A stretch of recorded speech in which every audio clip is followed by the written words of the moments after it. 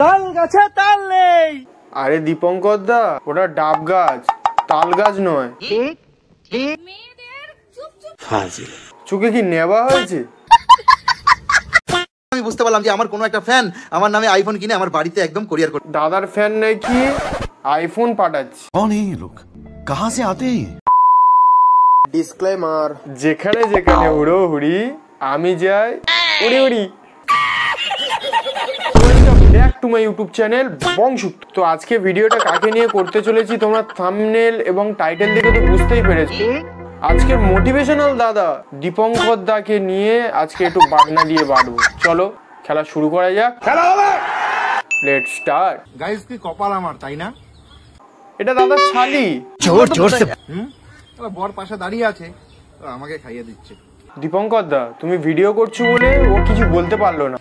এই তুমি এক কাজ করবা, খাওয়া হয়ে গেলে থালাটা ধুয়ে মেজে ফেলবা, হ্যাঁ? না হলে গরম শিক করে পিছনে ঢুকিয়ে দিত।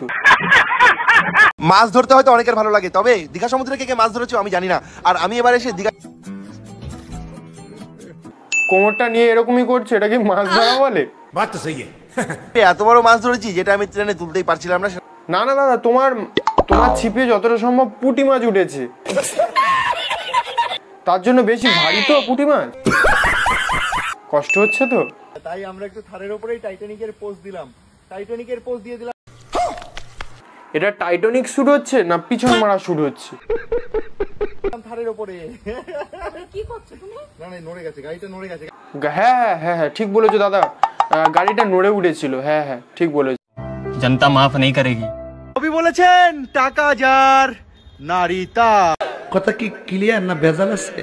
কবি যদি বেঁচে থাকতো তাহলে তোমাদের জন্য গান, কবিতা, আবৃত্তি এইসব না লিখে ভাই নারী লিখে যেত শুধুমাত্র তোমাদের জন্য। শালি হচ্ছে আদি ঘরবালি, এই কথাটা অনেকেই জানো, তবে কিন্তু দাদা তুমি তো ঢলাঢলি বেশি করো তো তোমার শালির সঙ্গে। আমার ভাগ্যটা একটু আলাদা। আমার শালি कौन है ये लोग? তা শালি না বউ ওটা? দেখে মনে হবে আমার পুরো ঘরবালি।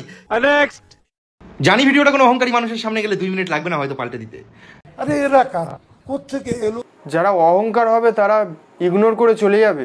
তোমাদের মতো না অন্যজন কেউ ভগবানের নিয়ে ব্যবসা শুরু করছে না, ঠিক আছে? আর এই তোমাদের মতো কিছু ক্রিয়েটাররা আছে যারা ভগবানকে নিয়ে ব্যবসা শুরু করে দিয়েছে।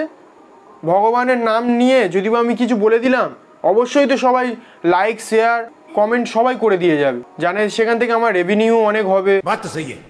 তবে যদি কোনো ভালো মনের মানুষের সামনে একবার ভিডিওটা গিয়ে থাকে না, ভগবানকে যদিও বিশ্বাস করো তাহলে ভগবানকে ভিডিওর মধ্যে না নিয়ে এসে ভগবানকে যদিও একটুও বিশ্বাস করে থাকো, ভগবানের আরাধনা করে যাও আর কাজে মন দাও। কাজে যদি বা মন দাও, ভগবান ঠিক তোমার পাশে থাকবে। তো ব্যাস, এই পর্যন্ত ভিডিওটা স্টপ করলাম। ভিডিওর কোন পার্টটা ভালো লাগলো অবশ্যই তো কমেন্টে জানাবে, আর সাবস্ক্রাইব করতে একদম ভুলো না।